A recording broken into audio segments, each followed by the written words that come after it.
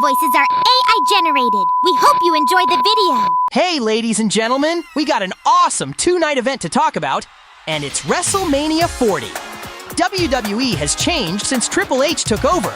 We talked about WWE in our video looking back at the 2000s, and I guess we got what we wished for. This review is not just with me, Amy, and Shadow. We also got Tails, Knuckles, and Rouge to review the event with us. That's when you know this isn't a normal review. This is awesome, Sonic! Normally it's just you, with Shadow and Amy, but having more of us joining in on these reviews is fresh and exciting. Also, WrestleMania 40 was fun, and I know that so many matches were worth the hype. We'll do more WWE reviews in the future, but our first full in-depth review is the 40th one, the granddaddy of them all. Also, this contains spoilers.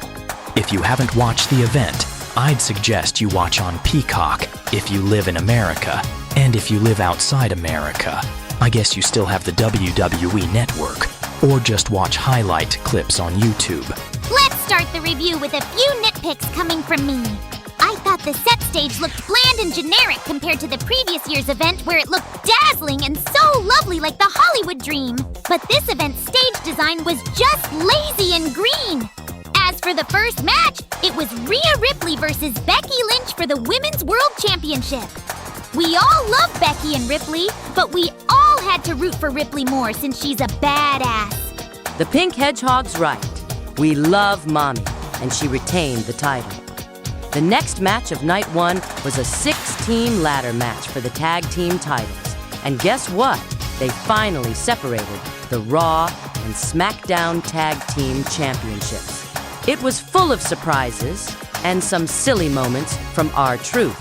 DIY came out dressed like D-Generation X, and the ladder match was just unbelievable and makes me want to teach these guys how to glide. I know they're not echidnas, but they're strong enough to be warriors. Austin Theory and Grayson Waller won the SmackDown Tag Team titles, and The Miz and R-Truth won the Raw Tag Team titles. A-Town Down Under suffered a brutal attack after they won the titles, whereas Truth and Miz had a feel-good ending to the match, becoming champions. The next match was a tag team match with a lot of people at ringside. It was Rey Mysterio and Andrade versus Santos Escobar and Dirty Dominic Mysterio. This is basically a rematch between a father and son, but with more luchadors. And since both Latino groups had a lot of help at ringside, it was great lucha libre action. Rey Mysterio and Andrade won the match, and the next match was Jimmy versus Jey Uso, a brother versus brother match, and I can already tell Amy was throwing a fit in disappointment on how the match turned out. The rappers rapping in the beginning of the match was garbage, and the match itself was the only true letdown across both nights. Instead of great storytelling and clever in-ring psychology, as well as an appearance of the Usos' dad Rikishi, the battle between two Samoan brothers was just not good enough, but at least the right man won. Jai won, and the next match was the 6-woman tag team match. Jade Cargill, Bianca Belair, and Naomi versus Demi Control, which is Asuka, Kairi Sane, and Dakota Kai. Jade Cargill was a big star in AEW. But after coming to WWE, this had to be a real test to see if she can be a star in any promotion. And she is, in our opinion. Damage Control lost the match to Cargill and Bianca Belair and Naomi. But I wish that Damage Control could turn their backs on each other, since I never really took them seriously. Maybe later this year, they might. The second to last match of the night was Gunther versus Sami Zayn for the Intercontinental Championship. Gunther was undefeated since he made his main roster debut a couple years ago and held the Intercontinental Championship for a crazy amount of time. Yeah, that Austrian monster held that title for so long, he beat the record of the Honky Tonk Man's reign, holding that title from the 1980s. Wait, who's the Honky Tonk Man again? Typical Amy. He's an Elvis Presley impersonator and Jerry the King Lawler's cousin. The Honky Tonk Man held that championship for 454 days and lost it to the Ultimate Warrior at the first SummerSlam event back in 1988. Anyway, Sami Zayn was a true underdog putting his body on the line against Gunther. This was the second best match of the night below the main event of night 1, which we'll get to in a bit. Gunther was getting aggravated, ruthless, and angry that Sammy was resilient and kicking out of pinfalls. When Gunther trash talked Sammy's wife, who was watching at ringside, that was when Sami Zayn came out to Gunther and fought harder and smarter. Sammy won the Intercontinental Championship for the 4th time. What's bizarre with Gunther's exact amount of days of his title reign? It was 666. Ooh, the number of the beast! Does that mean Gunther's gonna be the devil? If he was in AEW, maybe. But it was just a coincidence that Gunther had that title for the amount of days in the exact number of the devil. Whether it was intentional or not, it'd be typical WWE for having Gunther lose the title on the number of the beast. Way to go, Hunter. And now it's time for the main event of night 1. The Rock and Roman Reigns versus Cody Rhodes and Seth freaking Rollins. And it had high stakes. If Rock and Roman won, Bloodline rules are in the main event of night 2, and if Cody and Seth freaking Rollins won, there'd be no interference. The match was a complete blockbuster. The Rock was actually a great seller and didn't feel gassed out after being away from the ring for so long, since he's been in Hollywood much longer than he's been in pro wrestling. Cody and Seth had given the Rock and Reigns pedigrees, and it still didn't take them out. They lost to the Bloodline because the odds were stacked against them, but they put up one hell of a fight. Strategically speaking, they didn't just put one hell of a fight. Their tag teamwork was impressive. They complemented each other's strengths perfectly. But then, bam! The Rock connects with that people's elbow, and Cody goes down. So frustrating! Perhaps Rhodes underestimated the Hollywood relic. The Rock still packs a punch. Well, at least the outfits were decent, especially Seth's entrance gear. Gotta give him that. It felt like going back to New Orleans in Manias 30 and 34. Ah! Rouge! Not the point! The Bloodline rules staying in effect for night 2 because of the loss was a total bummer! Tails, did you think Cody planned to take the pin on night 1 to weaken Reigns for night 2? Intriguing theory, Sonic. Maybe it was a strategic sacrifice to ensure victory for the Undisputed Championship on night 2. We'll get to night 2 in a bit. Or maybe Rhodes simply wasn't strong enough that night. Well, I believed in Cody. He knew what he was doing. Night 2 was his shot, and he wouldn't let it slip away. You're right, Knuckles. Cody wouldn't give up that easily. Night 2, he came back stronger than ever. All right, it's time to talk about night 2. No messing around with a pre-show match. They jumped right into the action with a title shot. Yeah! Seth freaking Rollins defending the World Heavyweight Championship against Drew McIntyre. That was intense. You know it's exciting when Amy does her squeaks. Anyway, there was an interesting strategy from both wrestlers. Rollins focused on his technical prowess, while McIntyre relied on his raw power. Definitely a clash of styles. McIntyre was a battering ram, but Rollins was like a slippery snake, avoiding his blows. I must admit, Rollins displayed impressive agility. His evasive maneuvers were textbook. All that back and forth can get a bit repetitive, but there were a few high-flying moves and dramatic entrances that spiced things up. McIntyre came out with an entire bagpipe band, and Seth came out with these Mardi Gras-looking costumed people. Couldn't have said better myself, Rouge. This was a pure wrestling match. Skill versus strength. A classic battle. McIntyre won the title, but after the match, he gloated to CM Punk, who was on commentary. Before McIntyre won, there were big near falls. I swear my heart stopped a few times. Both men were so close to winning. CM Punk was on commentary for this match only, and I guess it's to build him back to the main event slot when he recuperates from his injury. And then CM Punk attacked the new champion Drew McIntyre, and suddenly, bam! Money in the Bank cash-in from Damian Priest. Unforeseen turn of events. Punk's attack got the best of McIntyre, leaving the title open for Priest's cash-in. I couldn't believe it. Damian Priest, the new World Heavyweight Champion. Judgment Day reigns supreme. First Mommy Rhea Ripley as the Women's World Champion, and now Damian Priest. Intriguing development. Priest capitalized on the unexpected opportunity with ruthless efficiency. Poor McIntyre. He won a world title in front of fans, and in 1 minute he's celebrating, the next he's getting cocky and got blindsided by Punk and losing the title before he could even hold it properly. Classic CM Punk! Always gotta be the start of trouble or continuing trouble, but at least it's in kayfabe WWE and not shoot in AEW. Priest just waltzed in and stole the whole thing! To be fair, Priest's cash-in was flawless. He identified the moment of weakness and struck with decisive force, just like with most Money in the Bank cash-ins. Fun fact, 2025 will be the 20th anniversary of the Money in the Bank ladder match concept. Thank Chris Jericho for that. Exactly! I love the Money in the Bank briefcase and ladder match. Also, Judgment Day will be showing everyone who's boss. Priest is going to be a phenomenal champion, and Mommy Rhea Ripley will also continue her dominance as women's champion. We shall see how long his reign lasts, Knuckles. The world of wrestling is a fickle place, and we've had fluke champions after a Money in the Bank cash-in over the years. Let's move on to the next match.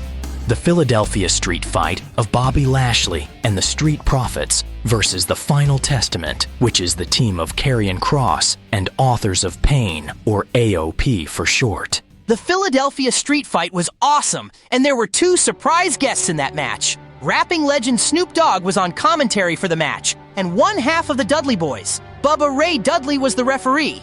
How fitting, since ECW originated in Philly and Paul Heyman was inducted in the Hall of Fame in the city where he made his own extreme wrestling promotion. Indeed, Sonic! An unexpected addition. Snoop Dogg's laid-back style added a unique flavor to the match. Oh my God! Bubba Ray Dudley is a true ECW legend for this Philly street fight.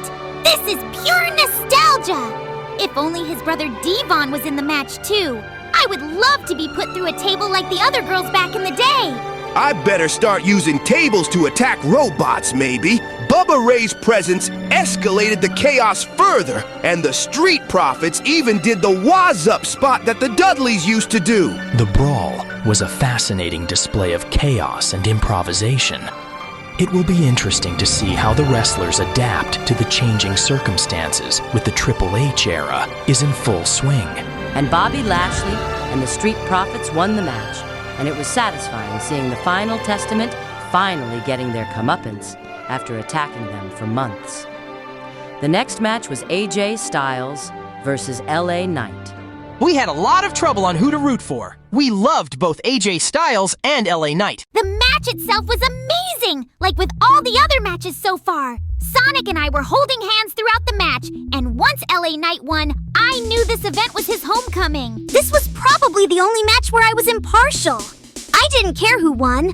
I was entertained and the crowd was happy. I couldn't help myself from shouting, "Yeah!" with the crowd. Even Shadow joined me. LA Knight made a very common word popular with the fans, and I hope LA Knight wins a world title, or at least a mid-card belt soon.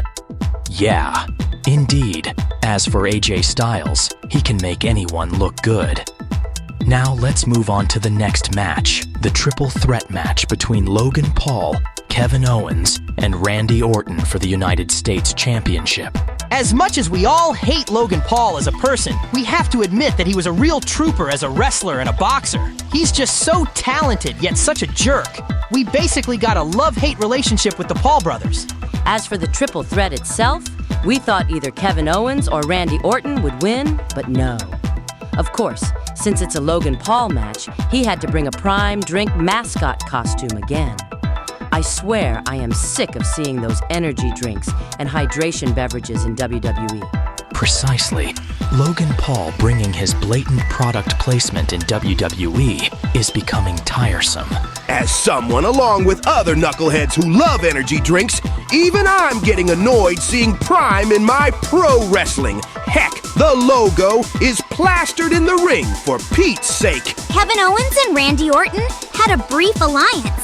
But as the saying goes, it's every man for himself, especially in championship matches. They had to focus on getting rid of the brass knuckles Logan Paul uses, and the Prime mascot revealed himself as YouTuber and gaming streamer iShowSpeed. You guys loved the match, and I loved the in-ring action, but I absolutely hated that Logan Paul retained the title again. That iShow Speed guy at least got what he deserved by getting slammed into one of the announce tables, which somehow didn't go down.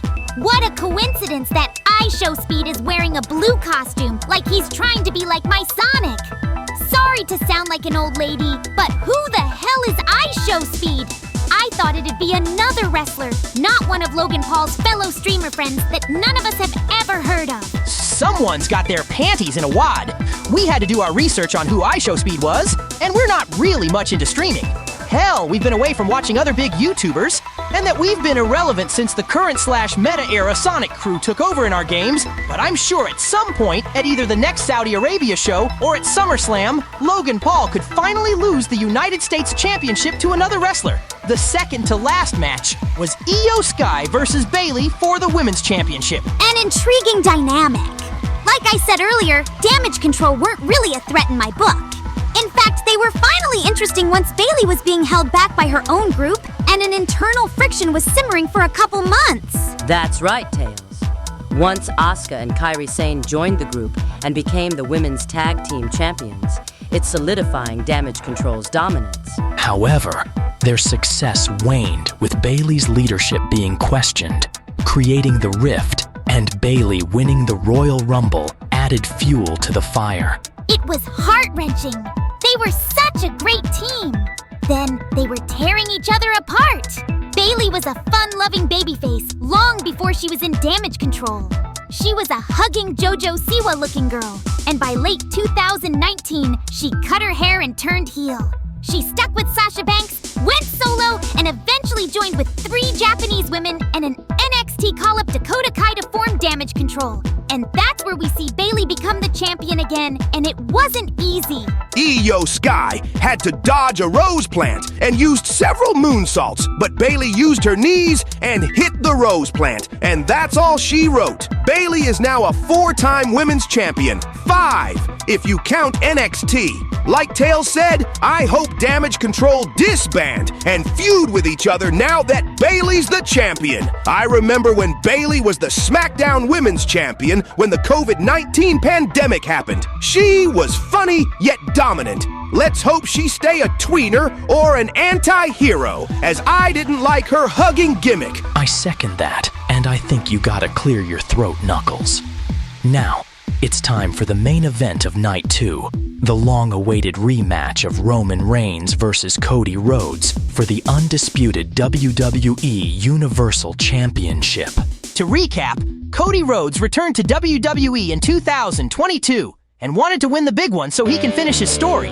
He won the Royal Rumble in 2023 and was unsuccessful in WrestleMania 39 and had to deal with Brock Lesnar before winning the Royal Rumble again in 2024 to once again challenge Roman Reigns for the top prize in WWE. And Roman Reigns has held the Universal Championship for over 1,000 days. He won it back in the late summer of 2020 when the COVID-19 pandemic was around.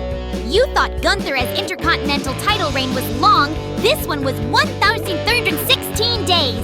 It's one of the longest World Championship reigns in WWE history. That's when you know Roman Reigns was the golden boy. And thankfully, he's not as hated as he was a while back, since he became a cool bad guy and formed the Bloodline and became the tribal chief.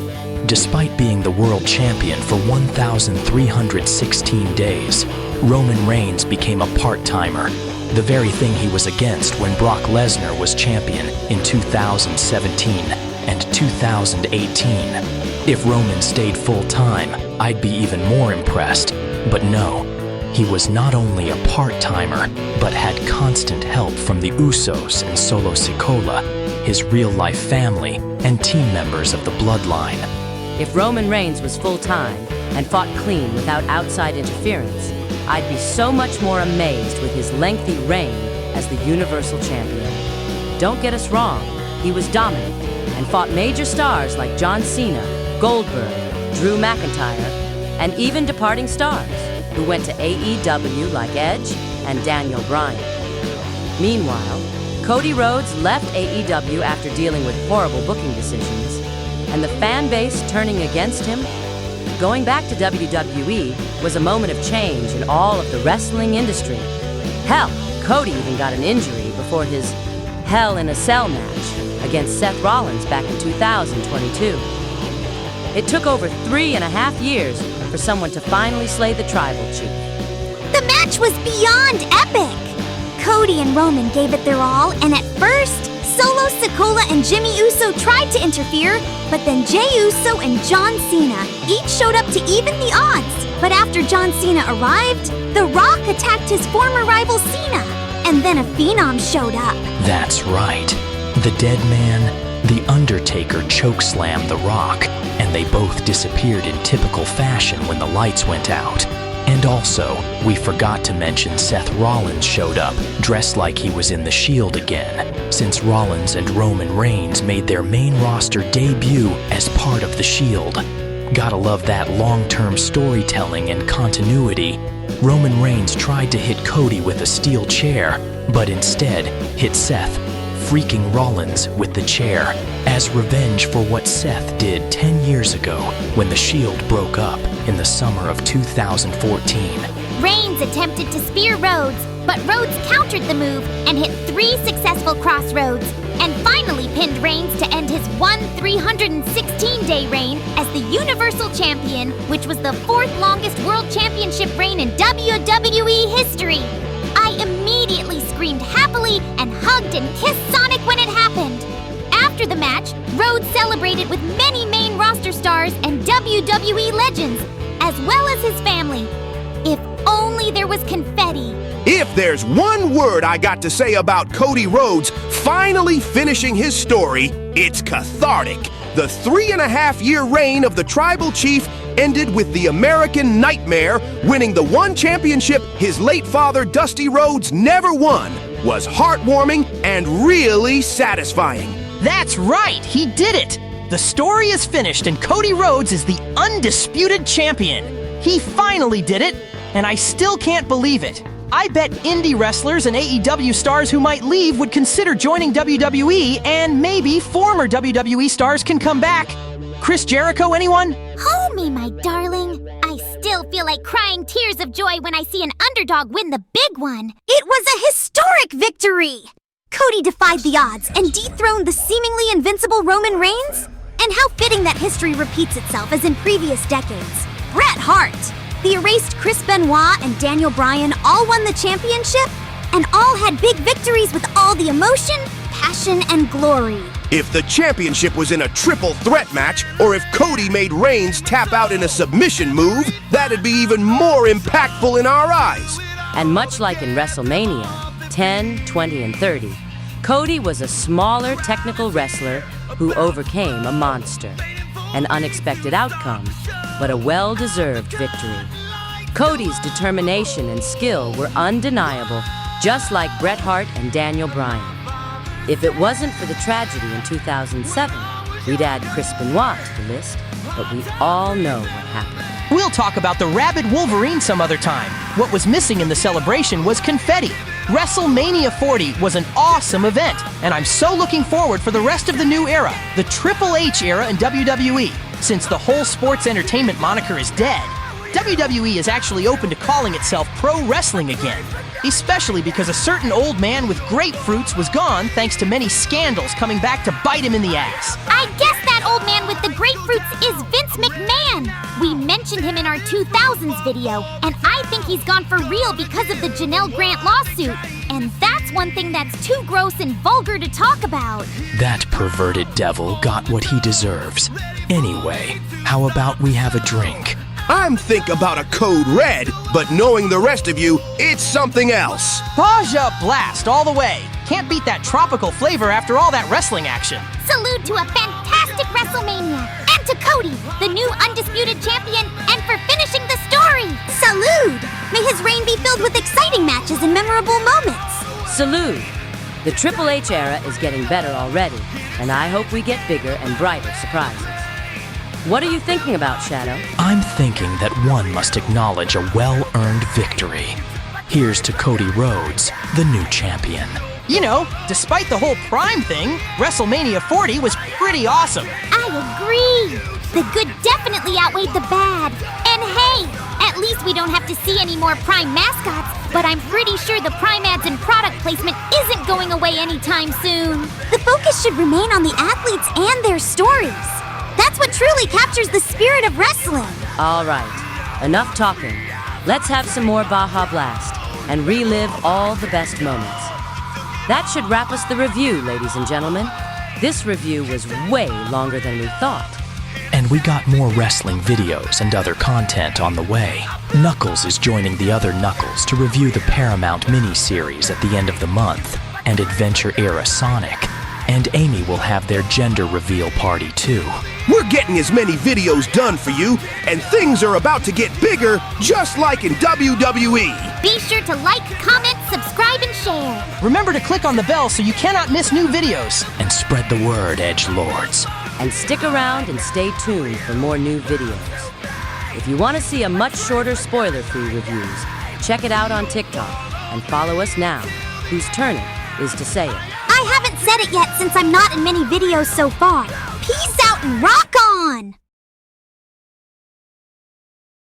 Adventure-era Chaotix are the only detectives that joined Juan CL's channel. Much like how NXT call-ups show up after WrestleMania, or when a new star shows up on Raw after the granddaddy of them all, a new character joins the channel, and that's the 4Kids Chaotix. Wait!